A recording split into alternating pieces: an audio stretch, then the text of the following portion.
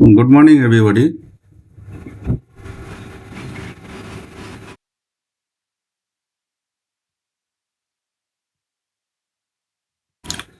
এখানে আমরা চলে আসি ব্যাংক নিফটির চার্টে। ব্যাংক নিফটির চার্টে এখানে হচ্ছে হোল্ড করলো মার্কেট, হোল্ড করার পরে বাই হলো, বাই হওয়ার পরে এক্স্যাক্টলি 200 রেজিস্ট্যান্স নিয়ে সেলিং আসলো। তো এখানে ক্লোজিং এ বায়ার সেলার দুজনই আছে, আর এই উপরে যে বায়ার আছে তারা ট্র্যাপ আছে।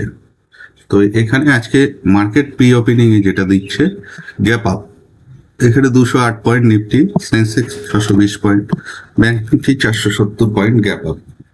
তো গ্যাপ আপ দেওয়াতে এই চার্টে যারা আছে, এখানে প্রেজেন্ট যারা আছে, গ্যাপ আপ দেওয়াতে এখান থেকে মার্কেট ডাইরেক্ট উপরে যেতে পারবে না, কারণ এখানে কিছু বায়ার বসে আছে আর এখানে কিছু বায়ার ট্র্যাপ আছে।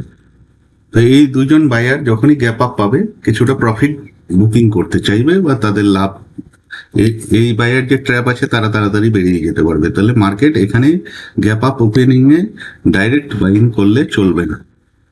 গ্যাপ আপ ওপেনিং এ কখন বাই করা যাবে? মার্কেট যদি রিজেকশন দিয়ে কোথাও এরকম হোল্ড করে সেক্ষেত্রে বাই করলে মার্কেট হয়তো উপরে যেতে পারে। আর যদি মার্কেট এখানে ডাইরেক্ট উপরে যেতে চায়, ডাইরেক্ট বেশি উপরে যেতে পারবে না, কারণ এই যে গ্যাপটা ক্রিয়েট হয়েছে, এই গ্যাপে যে বায়াররা ট্র্যাপ আছে, সেই বায়াররা ট্র্যাপ আছে তারা, তাদের জন্য, এবং এখানে সেলাররা তো গ্যাপ আপে ট্র্যাপ হবে, কিন্তু সেলার এখানে খুব একটা বেশি নেই, কারণ মার্কেট হোল্ড করার পরে এখানে গেছে। তো এখানেও বায়ার বেশি থাক, চার্ট অনুযায়ী বায়ার বেশি থাকার কথা, সেলারের থেকে বায়ার বেশি থাকার কথা, যেহেতু মার্কেট একটা হোল্ড করেছে, হোল্ড করে উপরের দিকে যাচ্ছে। এখন চার্ট অনুযায়ী বায়ার বেশি থাকা, এখানে বায়ার ট্র্যাপ, এখানে বায়ার বেশি থাকার কথা। সেই জন্য মার্কেট গ্যাপ আপ ওপেনিং দিলেও ডাইরেক্ট উপরে যেতে পারবে না। বাই বাই কখন করা যাবে? যখন কিছুটা রিজেকশন দিয়ে এক জায়গায় হোল্ড করছে তখন বাই করা যাবে। আর যদি মার্কেট এরকম ডাইরেক্ট উপরে যায় সেক্ষেত্রে একটা দেখে শুনে সেলিং পজিশন করাই ভালো। এই দুটো পজিশন এখানে আমার মনে হচ্ছে ঠিক। এটা হচ্ছে ব্যাংক নিফটির চার্ট। নিফটির চার্টও সেম, নিফটির চার্টেও এই উপরে গেল, উপরে যাওয়ার পরে এখানে কিছুটা রিজেকশন দিয়েছে। তো যাই হোক, এই উপরে যাওয়াতে যে বায়ার আছে, আমার মনে হচ্ছে বায়ার বেশি আছে। আর এখানেও আগের দিন যে আগের দিনের চার্টে এখানে কিছু বায়ার ট্র্যাপ হয়ে আছে। তো এই দুজন বায়ারের জন্য ডাইরেক্ট গ্যাপ আপে ডাইরেক্ট উপরে মার্কেট যেতে পারবে না। মার্কেট গ্যাপ আপ ওপেনিং এ কিছুটা কনসলিডেশন দিলে সেক্ষেত্রে বাই করা উচিত, অথবা যদি মার্কেট উপরে ভাবতে থাকে সেক্ষেত্রে একটু অপেক্ষা করে যখন দেখা যাবে মার্কেট আর উপরে যেতে পারছে না তখন একটা সেল পজিশন করে নেবেন। এটা হচ্ছে নিফটির চার্ট। আর সেন্সেক্সের সেন্সেক্সের চার্টটাও, তিনটে চার্টই মোটামুটি কম বেশি একই রকম, সেন্সেক্স, ব্যাংক নিফটি আর নিফটি, তিনটে চার্টই মোটামুটি কম বেশি একই রকম। এখন মার্কেট ওপেন হোক, দেখা যাক কি হয়, ক্যান্ডেল দেখে চার্ট দেখে ট্রেড। এখানে নিফটি কিছুটা রিজেকশন দেখাচ্ছে, ব্যাংক নিফটিরও ক্যান্ডেল ছোট ছোট হতে এসছে।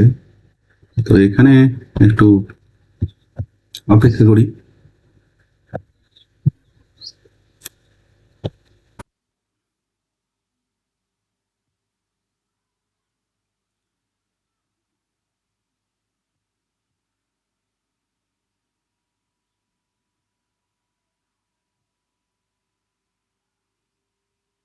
একটু অপেক্ষা করি যতক্ষণ উপরে যাচ্ছে যাক। রিজেকশন যখন দিচ্ছে তো এখানে একটা আমরা সাইডের পজিশন করে নিই।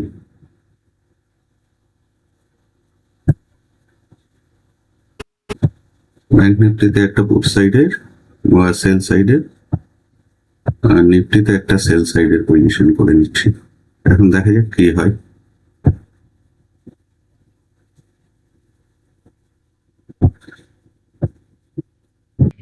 এখানে আমরা অনেকটা লসে, তো দেখা যাক কি হয়। লস, স্টপ লস হিট করে না প্রফিট দেয়।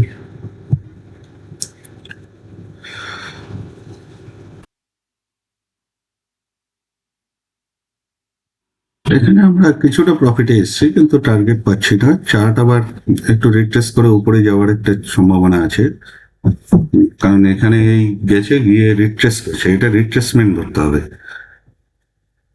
কারণ ওই বলছিলাম। তো দেখা যাক প্রফিট কি দিচ্ছে না দিচ্ছে, না হলে আমরা হয়তো আজকে অল্প প্রফিটেই বেরিয়ে যাবো, বা নো প্রফিট নো লসে বেরিয়ে যাবো।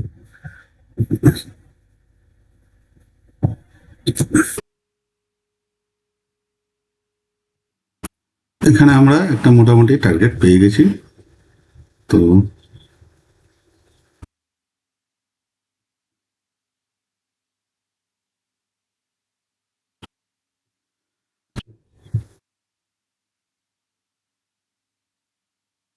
এখানে সব বায়ার আসার চেষ্টা করে, তো বায়ারদেরকে বের করে দিয়ে মার্কেট একটা লেভেলে গিয়ে হোল্ড করে তারপরে উপরে আসবে, তার আগে উপরে আসবে না।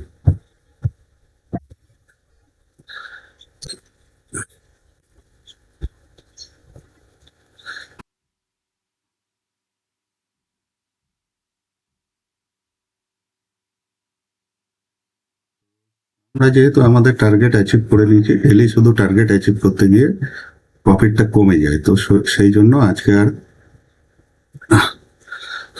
দেখি কতটা নিচে নামতে পারে। তো এখানে এই যে 500 লেভেলকে ক্রস করছে, তো আমরা এখানে প্রফিটটা যেটা পেয়েছি সেটা বুক করে নিলাম, কারণ ডেলি শুধু প্রফিট কমিয়ে দেয়। এখানে কি করলাম, এই যে উপরে গেল, সেই উপরে যাওয়াতে আমরা বাই করলাম না, ফেসে যাব। দিয়ে এখানে যখন মার্কেট ছোট ছোট ক্যান্ডেল করা শুরু করলো বা রেড ক্যান্ডেল শুরু করলো, তখন আমরা সেল করলাম। সেল করতে আমাদের এখানে একটা প্রফিট হয়ে গেল। তো সেই প্রফিটে আমরা আজকে টার্গেটেই বেরিয়ে গেলাম, কারণ বেশি অপেক্ষা করলাম না। অপেক্ষা করলে ডেইলি শুধু আমরা 14-15 হাজার টাকা প্রফিট দেখতে পাই, দিয়ে বুকিং এর সময় প্রফিটটা আলটিমেটলি কমে, যেমন কালকে আমরা 14-15 হাজার টাকা প্রফিট দেখতে পেয়েছিলাম, দেখে বুকিং এর সময় আলটিমেটলি প্রফিটটা কমে গেল। তো এখানে যেটা দুটো অ্যানালাইসিস বলছিলাম, যে মার্কেট মার্কেট ডাইরেক্ট উপরে যেতে পারবে না, উপরে গেলে একটু অপেক্ষা করে যেখানে মার্কেট একটু রিভার্সাল দেখাবে সেখানে সেল করতে হবে, বা নিচে গেলে অনেকক্ষণ অপেক্ষা করে যেখানে হোল্ড করতো সেখান থেকে বাই করতে হতো। আজকের জন্য এটুকুই, ধন্যবাদ।